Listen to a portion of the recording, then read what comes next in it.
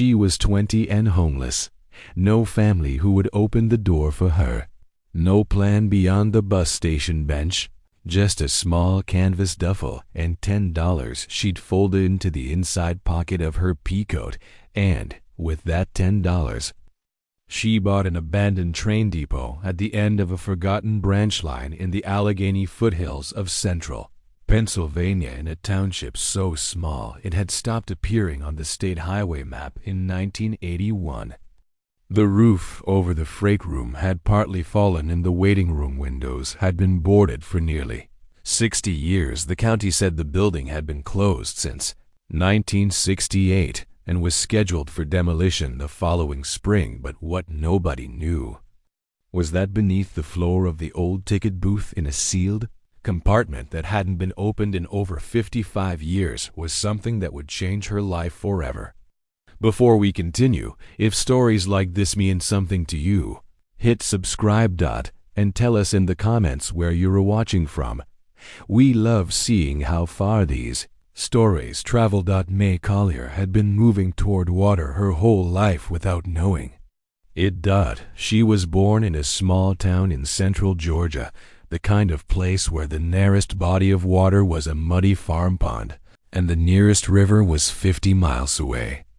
But she had been drawing pictures of boats since she was old enough to hold a crayon. Her mother saved them in a folder in the kitchen drawer. Crayon boats, marker boats, pencil sketches of boats with crooked masts and stick-figure sailors. By the time she was 9, the folder was an inch thick. Her mother died when May was 11, brain aneurysm. One Monday, she was making dinner. By Wednesday, she was gone. May's father, a quiet man named Earl, who worked maintenance at the high school, did his best, which was a phrase that everyone in town used about him with a kind of sympathetic resignation. He did his best.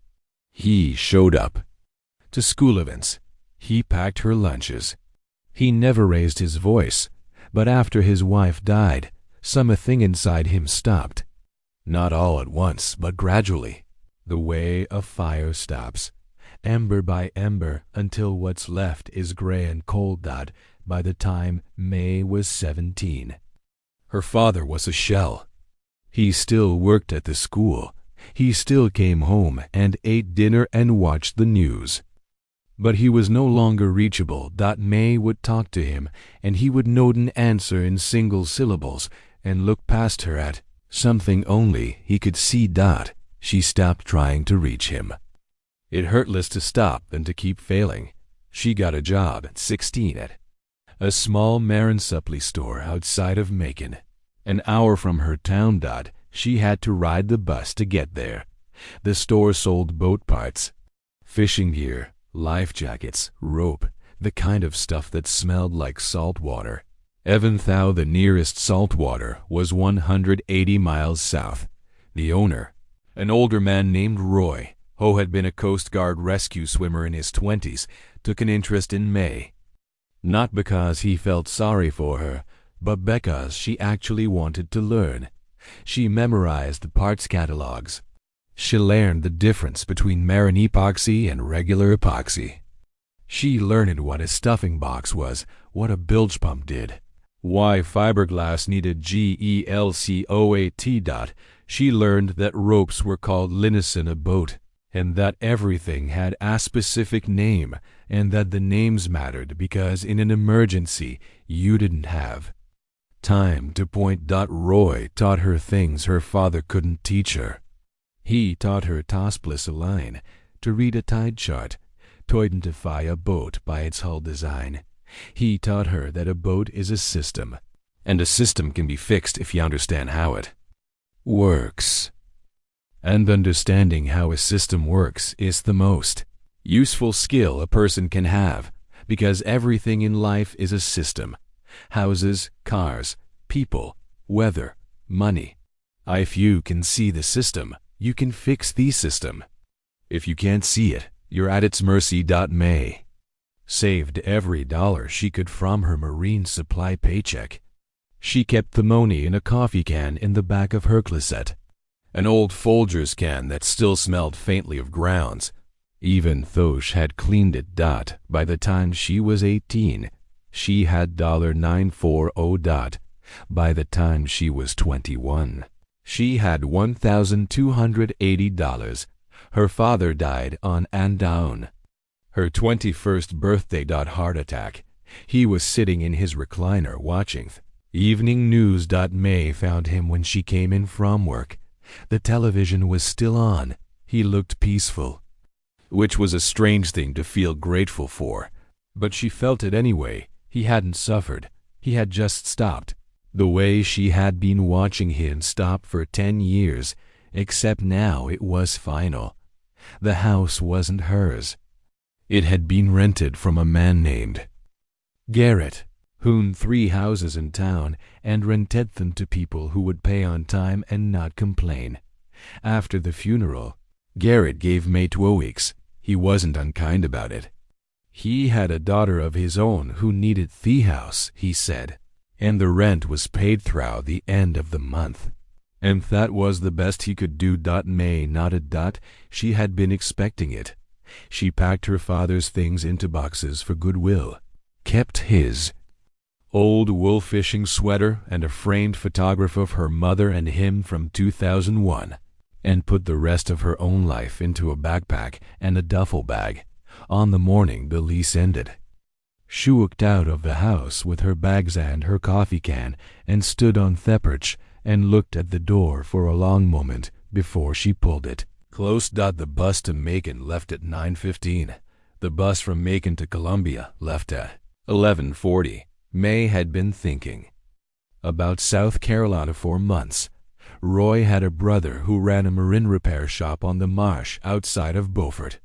Roy had said more than once that if May ever wanted to learn boats from the inside out, his brother would teach her. She hadn't planned to take him up on it, but standing in the bus station in Macon with everything she owned in 2 bags and $1,265 left in the coffee can, she realized she had nothing else toppling toward. She bought the ticket. The ride south was long. Georgia rolled into South Carolina as Thelen flattened and the air grew thick and wet. The trees changed, pines giving way to live oak and palmetto, their roots standing in dark water like the legs of Asian animals. Spanish moss hung from the branches in long gray curtains. May watched it all through the buzz window with the kind of attention she gave to anything she was trying to memorize. This was a place she had never been, but had always somehow known about. The way you know the shape of a word in a language you don't speak. She arrived in Beaufort at dusk. The bus station was a small concrete building beside a gas station, and Roy's brother, a man named Clyde, who looked exactly like Roy but with a beard, was waiting for her in a dented Ford F-150. He didn't say much on the drive to his hub. He drove with one hand on fuel and one elbow out the window and let the warm, wet evening air do most of talking. The shop was on a tidal creek inlet about 12 miles outside of town. An open side wooden building with a corrugated metal roof and a small dock that extended into the dark water. A handful of boats were tied along the dock. A fishing skiff, a cabin cruiser with weed-streaked sides, an aluminum john boat. And at the end of the dock, listing slightly to port, was an old houseboat. Clyde pointed at it. That's what I wanted to show you. Old Harlan Tate's place. He died last year. No family. Roy said you might be looking for something. May walked down the dock to look at it. The houseboat was about 35 feet long. The hull was steel, painted witty originally, now mostly rust with patches of bare metal showing through. The cabin sat on top of the hull, a flat-roofed wooden structure with peeling turquoise paint. 2 small windows ran along each side. A weathered wooden door faced the dock. An old life ring hung crooked on the railing, therap rotted but still attached. The whole thing sat low in the water, weighted with whatever was inside it and whatever. Water had seeped in through Thechel over the years, but she could see the lines. She could see what the boat had been. The hull was steel, which meant it could patched, sanded, painted. The cabin was wood, which meant it could bear placed board by board if necessary. The shape was good, low and stable, designed for slow water, for floating. Not racing. It was the kind of boat that didn't need to go anywhere, because it was already where it was supposed to be. How much? May asked. Clyde scratched at his beard. Harlan owed back fees on the slip. Marina was going to sell it for scrap, but I told them I'd hold it. The fees come to $15 even. You want it? It's yours. $15. May took out her coffee can. She counted 15 $1 bills onto Clyde's open palm. He looked at the money, looked at her, and nodded slowly. You know how to caulk a seam? Yeast. Yes. You know how to mix marine epoxy? Yes. You know what to do if you find a hull breach below the waterline. Pump the bilge, identify the source, patch from outside if you can, from inside if you can't. With thickened epoxy and a woodbacker. Clyde smiled for the first time. Roy said you knew your stuff. I didn't believe him. The price was $10. Nora sat very still and read the listing 3 times a. Train depot. She showed the listing to Helen the next morning. Helen read it carefully through her reading glasses, looked up at Nora and said, Callahan girl, that's the line. Your grandfather rode in 1964 and 1965 when he was on temporary assignment to the Clearfield branch. He used to tell me about Cresswell Junction. He said the station agent there made the best coffee on the division. Helen paused. He also said it was the loneliest stop on the line. He said you could stand on the platform at midnight and hear the river. But not a single other thing. Nora touched the pocket watch through the front of her sweater. Helen, I think I'm going to go look at it. I think you are, too. Pet, take the bus. I'll write you down for 2 days off. The bus from Johnstown to Clearfield took most of a day with 2 transfers. The final leg was a county shuttle that ran twice a week and dropped her at a crossroads 3 miles from the township. Office in a part of the Allegheny foothills where the road wound through. Narrow valleys of bare winter hardwood, and the air smelled like wet leaves and wood smoke. She walked the 3 miles, the pocket watch ticked against her collarbone the whole way. The slate-run township office was a small frame building beside a closed general store on a single main street with 7 other buildings on it inside. A woman in her 50s named Agnes Pembroke sat behind a counter with a mug of tea and a stack of property records. Agnes had been the township clerk for 16 years. You hear about the depot? Agnes said, yes. Ma'am, you know it's been closed since '68.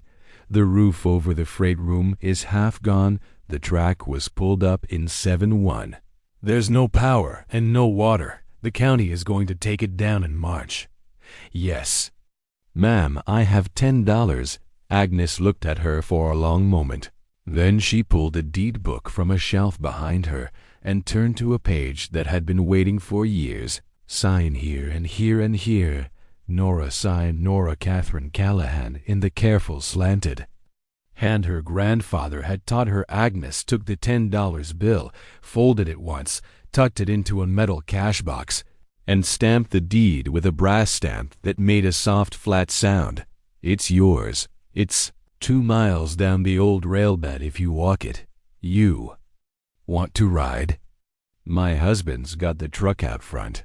The depot stood in a clearing where the railbed widened into what had once been the Cresswell Junction passing siding. It was a single-story building of dark red board and batten siding faded to the color of dried clay, with a wide overhanging eave that ran the length of the platform side. A peaked shingle roof with a small bay window projecting toward where the tracks had once been, and a tall brick chimney rising from the back wall. The bay window was the ticket office where the station agent had once watched for incoming trains.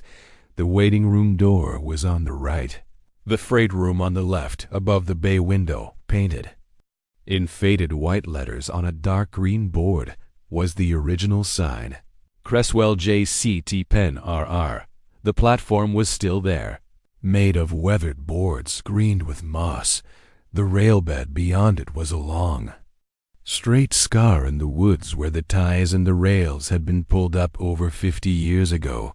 Ballast still showing in patches where the leaves had not yet covered it. Agnes unlocked the padlock on the waiting room door and handed Nora the key. There's a bench inside that'll do for sleeping if you've got a sleeping bag. You'll come back in 2 days.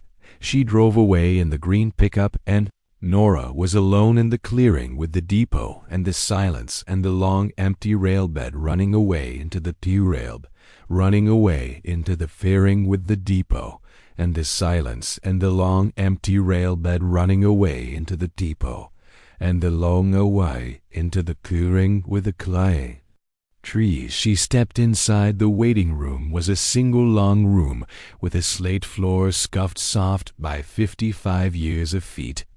Dark wainscoted walls, a wooden bench running along one wall, a black pot-bellied stove in the corner, and at the far end of the room, the closed wooden door of the ticket booth set into the wall beneath the bay window. The air smelled like cold cinder and old paper and the faint sweet smell of pine boards. Nora walked the length of the room slowly. She put her hand on the cold iron of the pot-bellied stove. She put her hand on the wooden bench. She put her hand on the closed door of the ticket booth and turned the brass knob. The door swung open into the small ticket booth itself.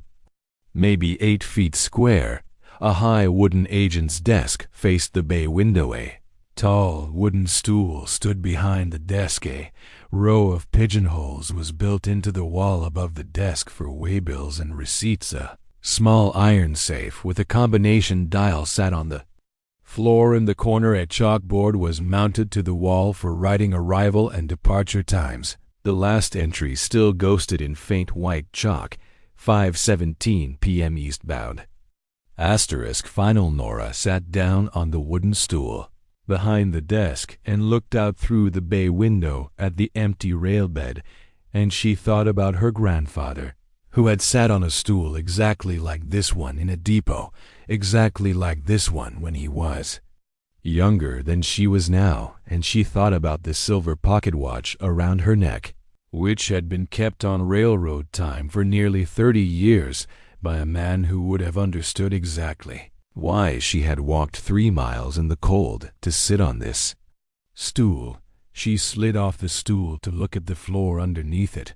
The floorboards in the ticket booth were old pine, the same as the rest of the building, but the boards directly beneath the stool were a slightly different color than the surrounding boards, darker, as if they had been replaced at some point and had aged differently. Nora knelt down and ran her fingertips along the seam where the darker boards met the lighter ones. She felt a gap, a deliberate gap, smooth cut, the kind of gap that does not happen by accident. She went back out to the freight room and found a piece of flat iron that might once have been part of a switch lever, and she came back and used it to pry up the edge of the dark boards. They came up together in a small section about 14 inches square, hinged on a single pair of leather hinges that had hardened with age, but had not broken. Underneath was a small wooden compartment fitted into the floor joists.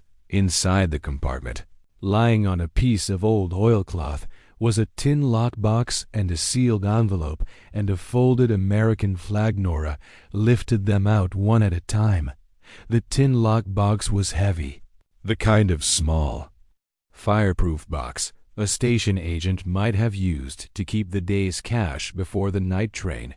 The envelope was thick paper, the ink on the front faded brown, addressed in a careful slanted hand. To whoever finds this, the flag was a small 50-star flag neatly folded in the triangular military fold. Dating it to after 1960, she opened the lockbox first inside in neat rows were bundled banknotes, old-style United States currency from the 1940s, 1950s, and 1960s, 20s and 50s, and a small stack of hundreds held together with paper bands that crumbled at the edges when she touched them. She counted slowly. The total was $8,760. Beneath the bills was a small leather pouch. Inside the pouch were 13 silver dollars, each one wrapped in tissue paper, and a railroad pocket watch, a Hamilton 992B in a silver hunting case, the standard timepiece of every Pennsylvania railroad agent and conductor, identical in make and model to the one that had hung around her grandfather's neck for 29 years. She set the pouch carefully aside and opened the envelope.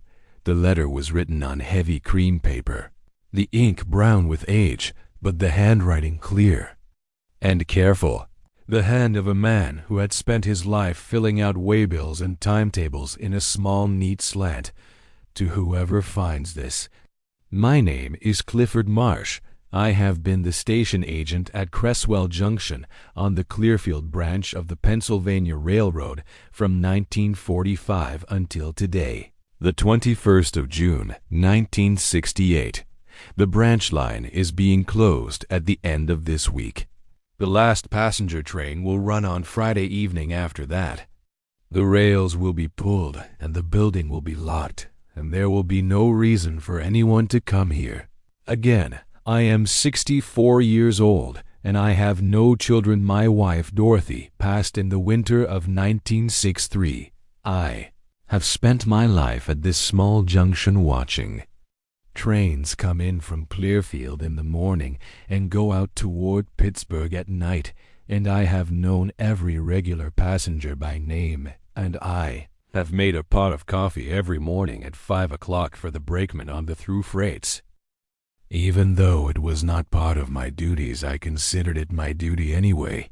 Coffee is a small kindness, and a small kindness on a cold morning is sometimes the difference between a good day and a hard one. I have saved a portion of every paycheck I ever drew in this lockbox beneath the floor of the booth, where I have sat for 23 years. I do not trust banks. I lost what little I had in the failure of the Clearfield savings in 1931, and I have nowhere else to put what I have saved. The silver dollars are from Dorothy's family. The Hamilton watch was issued to me by the railroad in 1948, and I'm leaving it behind because I do not want to carry railroad time after Friday. If you are reading this letter, you came into this depot after I am gone, maybe long after. Maybe the building has been forgotten. Maybe you came looking for shelter or quiet or a place to begin again. Whatever brought you here, I want you to know that the depot has been waiting for you. A small station is a kind of patient thing. It waits for the train, and then it waits for the next train, and then eventually, when there are no more trains, it waits for whoever will come next. I have been the one waiting at Cresswell Junction since 1945. I am leaving the waiting to you now. Take what is in this box. It is for you. The flag is from Dorothy's brother, who was a brakeman on the Baltimore and Ohio and was killed in a coupling accident in 1943. Keep it folded the way I have folded it. Be kind to the building. The coffee tastes better here than anywhere on the division. I do not know why, and I have. Stop trying to find out. Clifford Marsh, station agent, Cresswell Junction, June 21st, 1968. Nora read the letter twice. Then she folded it carefully along its old creases and placed it back in its envelope and sat very still on the floor of the ticket booth with the banknotes and the silver dollars and the Hamilton pocket watch in her lap, and the small folded flag beside her. She did not cry. Her grandfather had not been a man who cried, and she had inherited his hands and his watch, and also his particular kind of restraint. But she said aloud to the empty depot, and to whoever might, "Be listening. Thank you, Mr. Marsh. I will try. If you're enjoying this story, take a second and subscribe. It helps us keep making stories like this one, and tell us in the comments. What is the smallest kindness someone has ever shown you on a cold morning?" The rebuilding took patient months. Nora spent the first week walking the depot in daylight and making a list in a small pocket notebook of everything that needed doing. The roof over the freight room had to be reframed and reshingled before the thing. Spring rains. The bay window had to be reglazed. The pot-bellied stove needed its flue cleaned. The well behind the depot, when Agnes brought a county inspector out, proved to be sound and with a new hand pump. It gave cold, clean water that tasted faintly of iron and stone. She did not spend Clifford Marsh's money recklessly. She kept most of it in a lockbox at a credit union in Clearfield and spent it in small, careful amounts: a bundle of cedar shingles, a bucket of roofing tar, a second-hand kerosene cookstove, a proper mattress, a wool blanket, 2 pairs of work gloves, a claw hammer and a handsaw, and a box of galvanized nails. She learned to shingle a roof by watching a video on the library computer in Clearfield and by making mistakes and correcting them.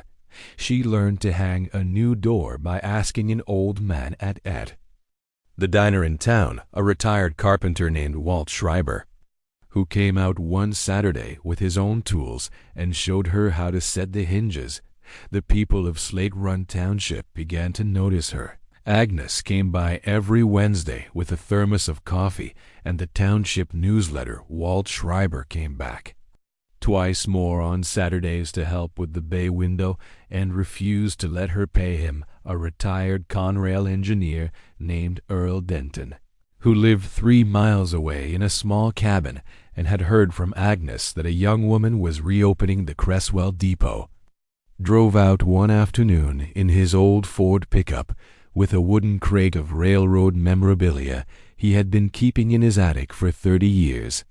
Old timetables, a brass conductor's lantern, a Pennsylvania Railroad porcelain mug, a section of original rail with the date 1949 stamped into the web.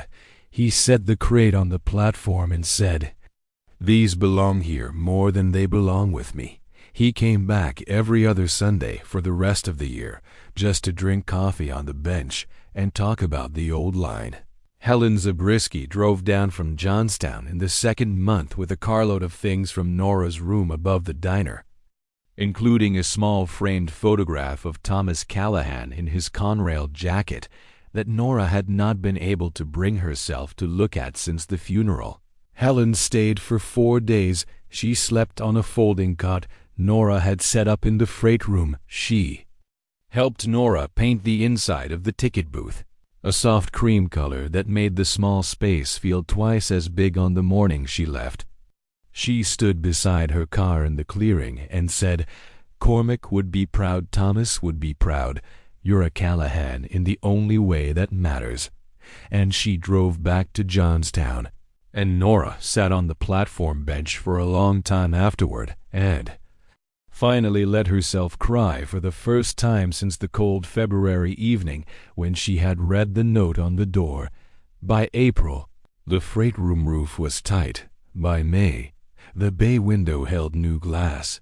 By June, the pot-bellied stove was cleaned and working, and the waiting room had a swept slate floor and a fresh coat of paint and a row of curtains. Agnes had sewn for the bay window.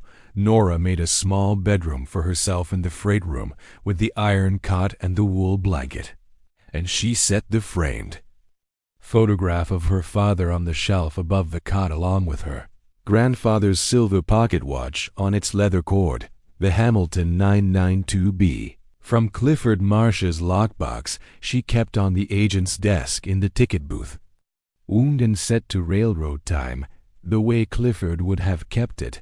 She started serving coffee. It was not a business at first. It was just a thing she did. The way Clifford had done it for the brakeman on the through freights, even though it was not part of his duties. She kept a kettle hot on the pot-bellied stove and a stack of mismatched mugs on the bay window shelf, and any walker who came down the old railbed. And there were more than she expected. Hikers and birders and railroad history enthusiasts and the occasional lost backpacker could come into the waiting room and have a cup.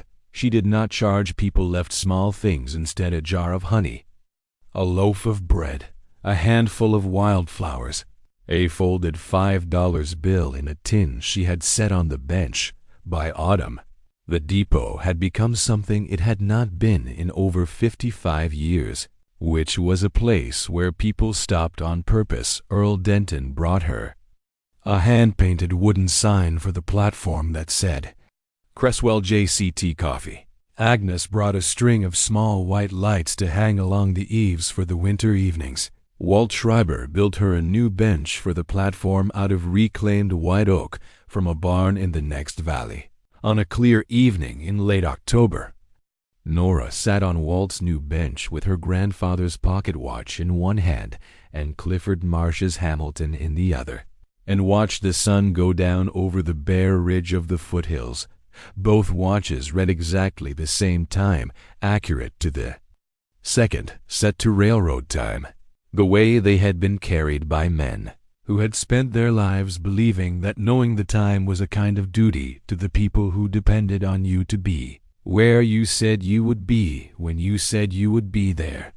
She thought about her grandfather Cormac, who had ridden cabooses through every kind of Pennsylvania weather for 29 years and had never once been late to work. She thought about her father Thomas, who had walked out of an insurance office because the coat had felt like somebody else's, and had gone back to the only kind of work that had ever felt like his. She thought about Clifford Marsh, who had served coffee at 5 o'clock every morning to brakemen he was not required to serve, and had hidden a lockbox under the floor of his ticket booth on his last day at the junction in 1968, because he had believed that small kindness was a kind of patience, and that patience always finds the person it has been waiting for. And she thought about her mother Catherine, who had taped a note to a door because she could not stand to look at the daughter, who reminded her of the husband she had lost. Nora understood now that her mother had not meant to push her toward a new life. Her mother had only meant to make her own grief a little quieter. But sometimes the doors other people close are the doors that turn us toward the doors that have been waiting for us. And sometimes a cold February evening on a cold front porch is the same thing as the long, slow whistle of a train coming in from Clearfield at 5:17 in the evening, calling you toward the place you did not know you were going. That's the thing about small stations. A small station does not stop being a station just because the trains have stopped coming. It keeps the schedule in its bones. It keeps the coffee in its kettle. It keeps the lockbox under the floor of the booth and the flag folded in its triangular fold and the silver pocket watch wound on the desk. All the small honest things that the last person who loved the building set down before they turned the key in the door. A small station waits. It has always waited. That is what a station is. And when the next person finally walks down the railbed in the cold, carrying nothing but a duffel bag and $10 and a watch on a leather cord, the station does not need to speak, because stations do not speak. It only needs to show her the loose floorboards beneath the stool. Clifford Marsh had waited for Nora Callahan for 56 years without knowing her name. Cormac had waited for her in the shape of a flat-topped silver pocket watch on a leather cord. Thomas had waited for her in the smell of diesel and the names of freight cars she could still recite by heart. Helen Zabriskie had waited for her in the back booth of a diner in Johnstown with a fresh pot of coffee and an unspoken understanding. Agnes Pembroke and Walt Schreiber and Earl Denton had been waiting for her 2.